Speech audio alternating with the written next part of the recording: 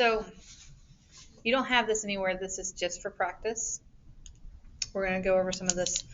Our impulse momentum theorem.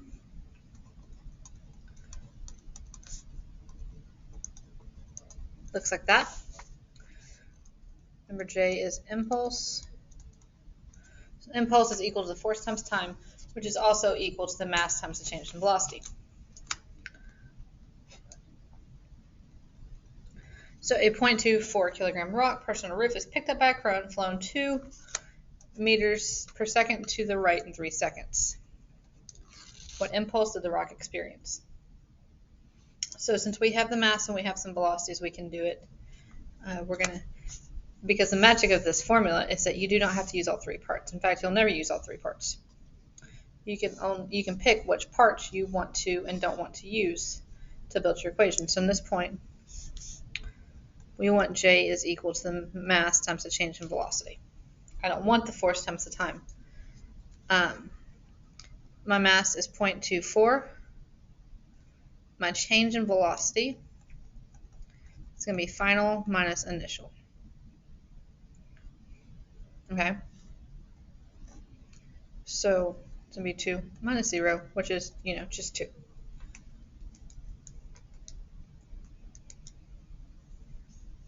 So my impulse is 0.48 Newton seconds, which is the unit that we use for impulse. The second part asks, what force did the rock experience? So now I need this force. I don't need that, so I can just use that portion. Force times time. So my 0.48 is equal to my force times 3. Force is going to be 0.16 newtons. That's going to be it. We're going to try to get a pickleball, which is a sport. Player hits the ball with 2 newtons force in 0.06 seconds. What impulse did the ball have? So in this case, I'm given the force and the time. I'm going to solve it down here. I'm going to use J is equal to force times time. It'll be 2 newtons times 0.06 seconds.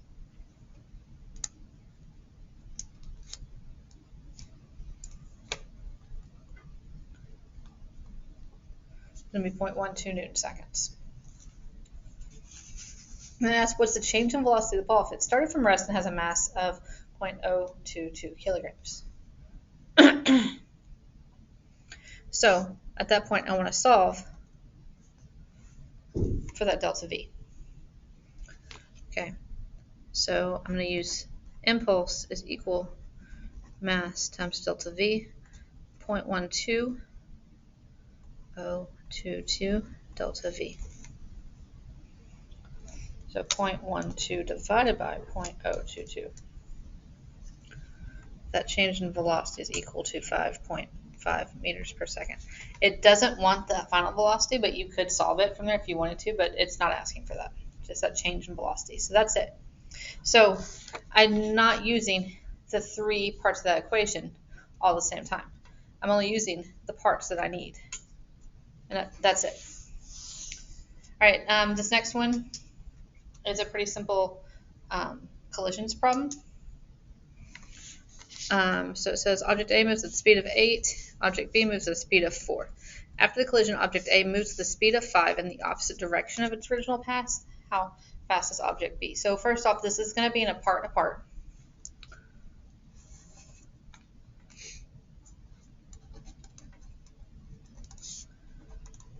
The first step to solving an equation with collisions is to figure out what type of equation you're dealing with. We know it's in a part now, so I'm going to take my part equations and just plug them in.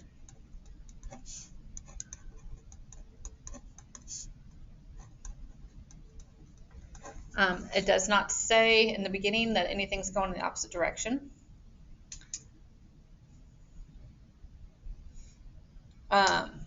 But that's going to be based on an error on printing this out. So I want to go ahead and set this one to negative since I made up this problem anyway. So M1 is going to be 3, and that's going to be the same on both sides. V1 is 8.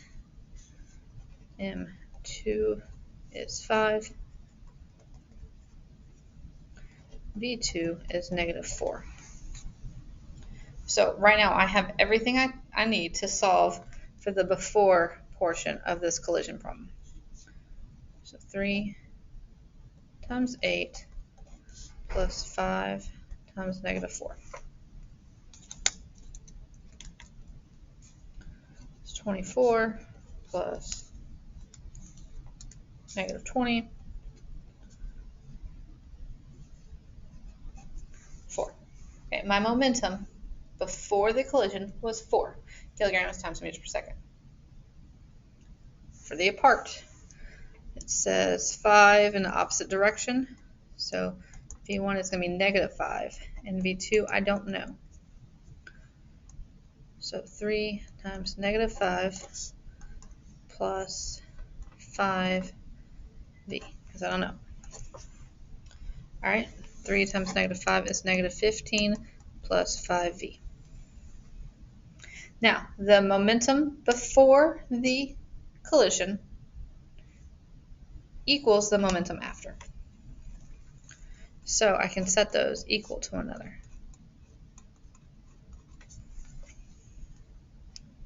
Okay, I'm going to combine like terms by adding 15.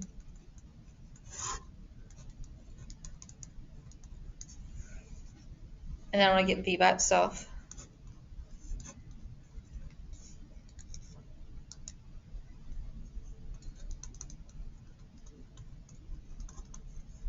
It's going to be 3.8 meters per second. It's going to be in that positive direction because my answer is positive.